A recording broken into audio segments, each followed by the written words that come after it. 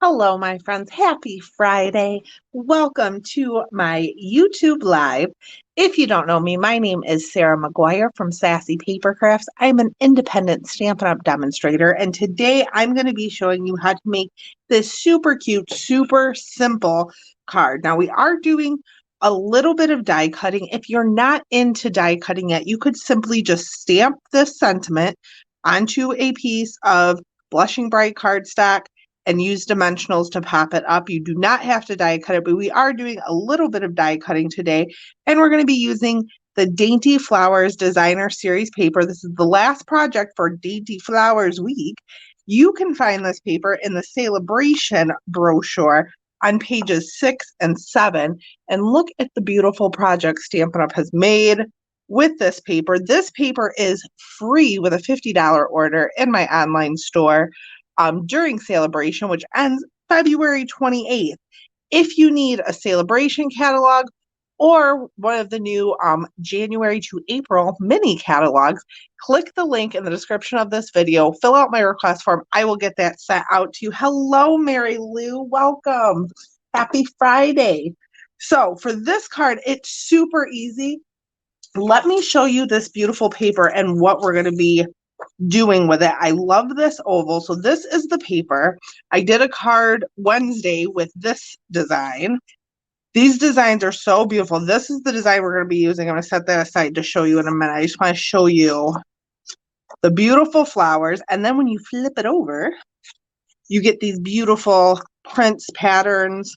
That one I used on Monday, I used that last Friday on our live for the adorable owls. So this one is what we're doing, and I'm using this oval. So how I cut this is I have a piece here that I've cut to 3.5 this way by 4 3/4. So if you center it just right on your paper trimmer, let me grab my paper trimmer and show you. This shouldn't take too long. But when you cut off your ends of your oval here, if you set it just right, I'm just going to chop a little bit of that off. Chop a little bit of that. Let's see, I want to make sure I'm not at 4 3/4. So what I'm going to do is just chop a little bit off, and then it's kind of oddly sized, right? And it's not really centered. So I want to go 3.5 on the short side. And if you look in your line here, I'll see that I'm going to cut off a little bit of that leaf. So what I'm going to do is turn it over, cut like 1/8 of an inch off one side. And I did get into it, dang it. But that's okay. And then go to 3.5 on this side.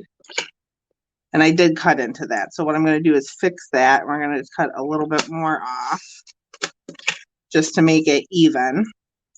And then you can go to 4.5 or 4 3/4, I'm sorry, on the other side. So I'm just going to go to 4 3/4. I think it'll be okay.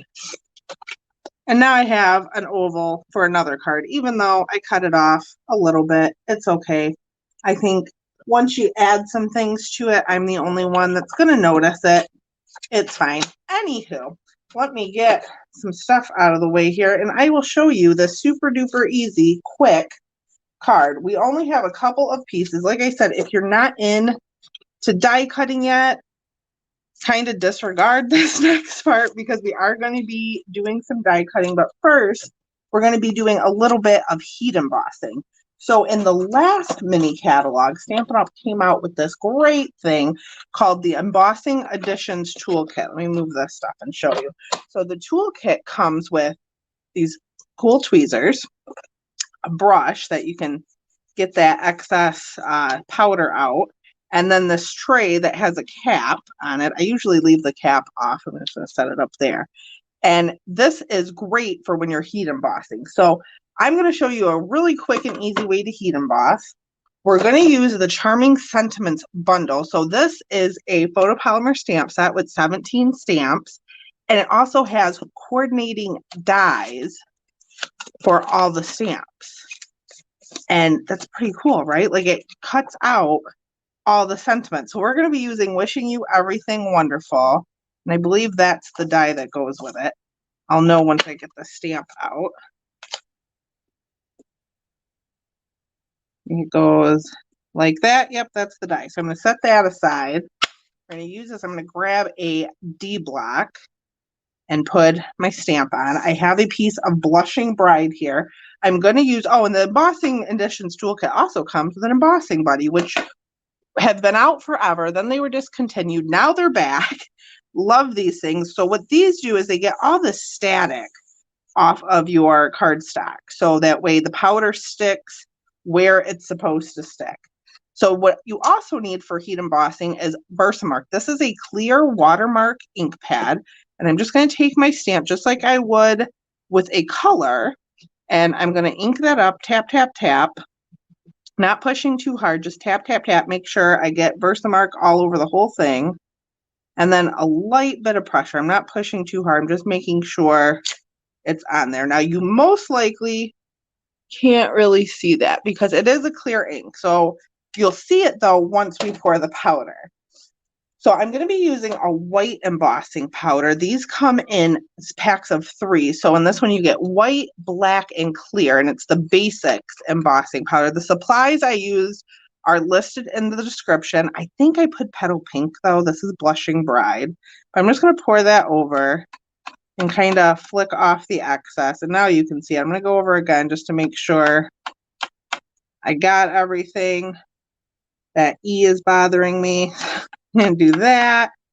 And that looks good. Now, if you had, let's say, embossing powder sticking somewhere you didn't want, you could take your brush that comes in the Additions toolkit. There's a little spot there I want to get. And you can just brush that away. So then the cool thing about this tray is I can just pour my excess powder back into the jar. And this is where that brush comes in handy again. And this powder, I'm telling you, lasts forever. I have not even purchased how they come in 3s now. I've had the same jar for so long. This is one of the new ones only because the jar I had of the white that I had for 10 years, I spilled it. And it went everywhere, so I needed a new one. So before they came out with the packs of 3, I bought a single white one. Remove this aside. Now we need a heat tool. So I have the Stampin' Up heat tool, and I'm going to use my tweezers. And the thing I love about these tweezers is to open them, you push in. So you can just hold them. You don't have to push the entire time to have them close. And I'm going to hold my paper, my cardstock with this because this does get hot. So you might want to turn your volume down a little bit if it's up really high because I don't know how loud this is going to be, but I'm going to hopefully you can see the magic happen.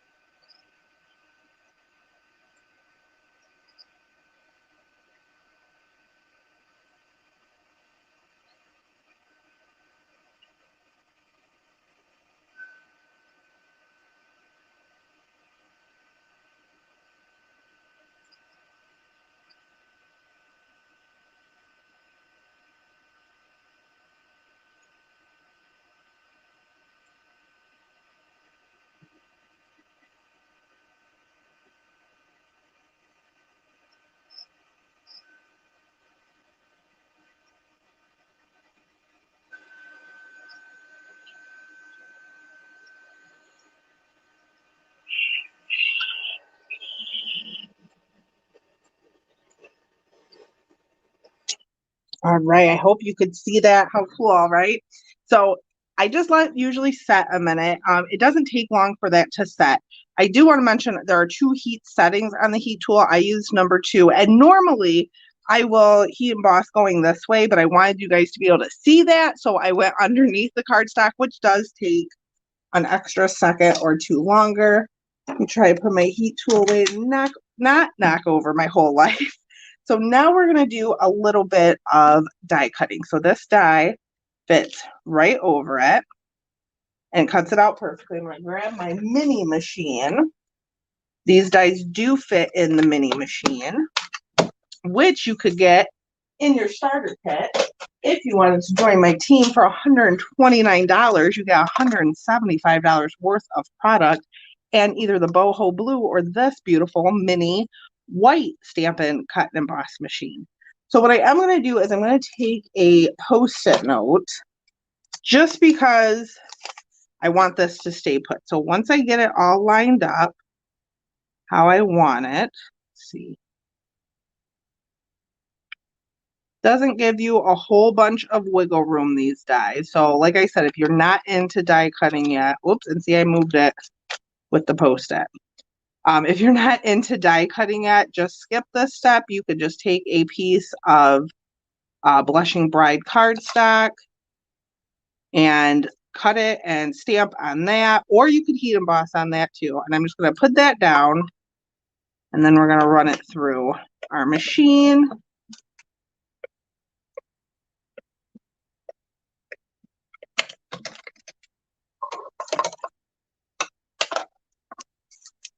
Take my Post-it off carefully. Perfect. Now we have this perfectly cut sentiment. I'm going to put my machine away, and then all we have to do is assemble our card, which is very quick. There are only 3 pieces, a card base, a layer, and then the designer series paper. I have a lot going on here, though, so I'd like to move some of this stuff. All right, so now I have a piece of Starry Sky, which is this beautiful purpley blue. It's one of our newer in colors. This is cut to 5 3/8 by 4 7/8, just 1/8 of an inch bigger than the designer series paper. So because it's such a small difference, I am going to use liquid glue just to give me some wiggle room. I think this one's almost out, so I have to shake it a little. I don't go too crazy with the liquid glue on designer series paper just because this is a thinner paper, and if you use a ton, it can warp the paper. I'm just gonna put it like there, and you get a nice little border. See, I went up a little too high, so before I push it down, I'm just gonna slide it a bit. That's what I like about liquid glue. I love my Stampin' Seal. It's my favorite adhesive. But with this, you get a little bit of time before it completely sets. Seal is pretty much instant. So then I am going to take seal on the back of our Starry Sky cardstock. And I have a Blushing Bride card base that is 5.5 by 8.5, scored at 4 1/4. We're just going to sit that in the middle.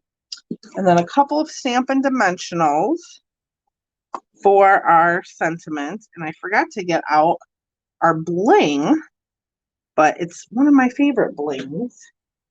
We're just going to set that right in the middle. And for bling, let me grab it. Hang on. I have too much bling.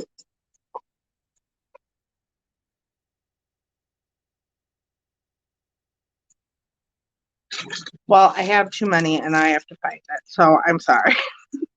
Hold on 1 second. Nope, that's not it. That's not it. There's 2 here. We'll go with that. The brush brass butterflies. Actually, nope, that's not it either.